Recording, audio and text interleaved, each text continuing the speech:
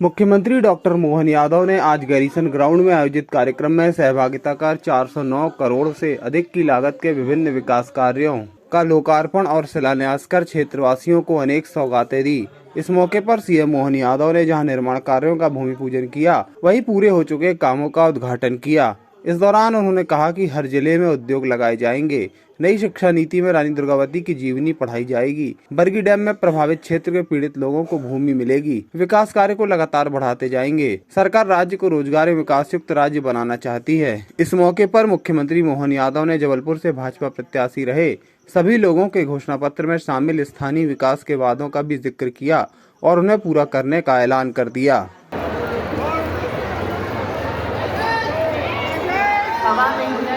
सहयोग प्रदान कर सके।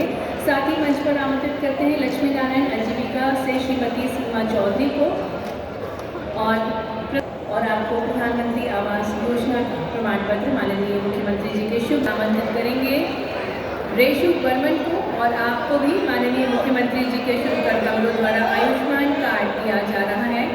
4,434 करोड़ के शक्कर पेच लिंक सिंचाई परियोजना, बालाघाट चिन्नौर चावल को जीआई टैग मिला है।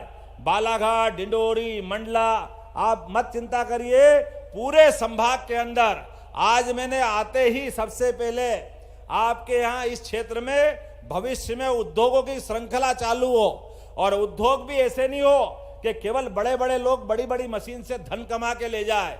हमने कहा हर जिले में ऐसे उद्योग लगाए जाए जिससे लोगों को रोजगार मिले, काम धंधा मिले, उनके जीवन में खुशहाली आए। इसलिए इस पे हमने बड़े पैमाने पे काम किया है। एक एक जिले के अंदर हमारा अपना महाकौशल एक अलग प्रकार से उद्योग आधारित दिखाई दे। जैसे तो यहाँ बहुत सारी कृषि आधारित बहुत सारी संभावना है, फूड इंडस्ट्री को लेकर भी और दूध के लिए भी यहाँ बहुत बड़ी संभावना है, लेकिन वनोपज और पशुपालन का व्यवसाय भी बहुत बड़े पैमाने पर होता है। इन सब क्षेत्रों में जितने प्रकार से लोगों को लाभ मिल सकता है, ये सारे के सारे काम करने की आज हमने डिटेल प्लानिंग बनवाई है और अभी अभी कैबिनेट करने वाले हैं। कैबिनेट में भी बहुत सारे निर्णय आएंगे, लेकिन ये बात यहाँ खत्म नहीं होगी। ये लगातार विकास का सिलसिला चलता रहेगा। इस दिशा में कोई कोर कसर नहीं बाकी रहेगी। सबको लेके आगे चलने का मध्य प्रदेश सरकार का माननीय मोदी जी के नेतृत्व में संकल्प है। मैं आप सबके माध्यम से भी संकल्प करना चाहता हूं। यद्यपि हो सकता है लोकसभा चुनाव में अब ज्यादा देर नहीं है, लेकिन ये पूरा अंचल विकास के मामले में निश्चित रूप से भारतीय जनता पार्टी के साथ खड़ा है। और मैं भी आपको वादा करता हूं, आपने जो अपार स्नेह और अपना आशीर्वाद भारतीय जनता पार्टी को दिया था, इसी आशा और स्नेह के साथ भारतीय जनता पार्टी विकास के नए नए सोपान गढ़ती जाएगी, नई नई ऊंचाइयों तक बढ़ती जाएगी। आज ये कारवां आगे बढ़ा है। कुछ समय बाद लोकसभा चुनाव होंगे।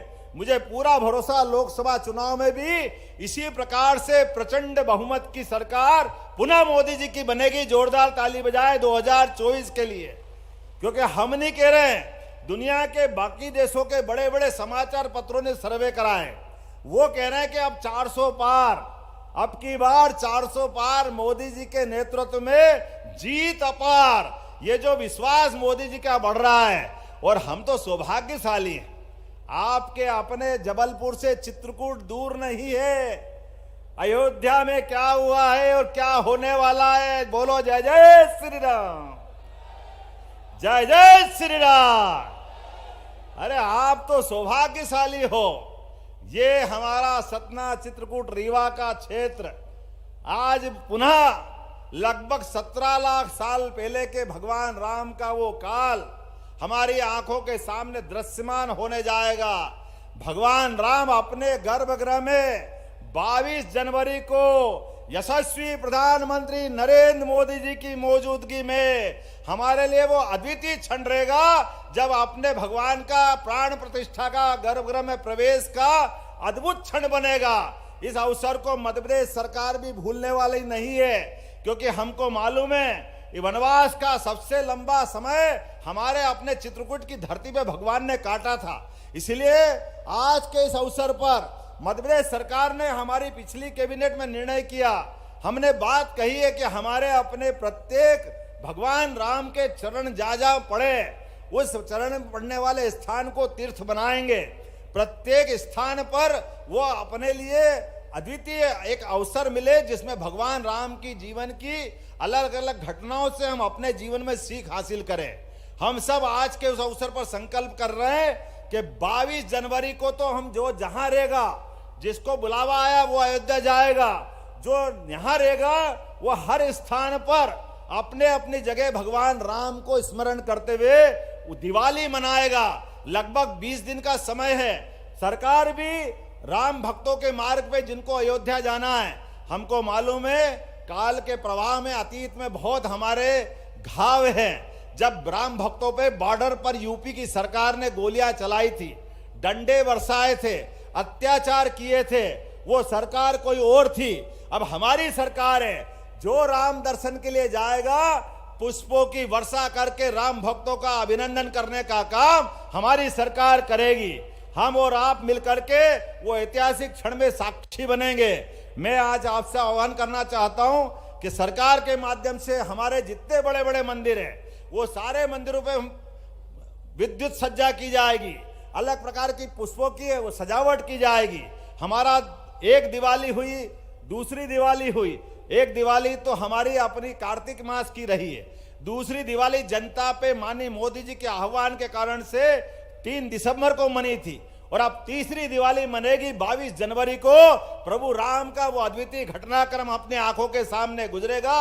हम सब साक्षी बने।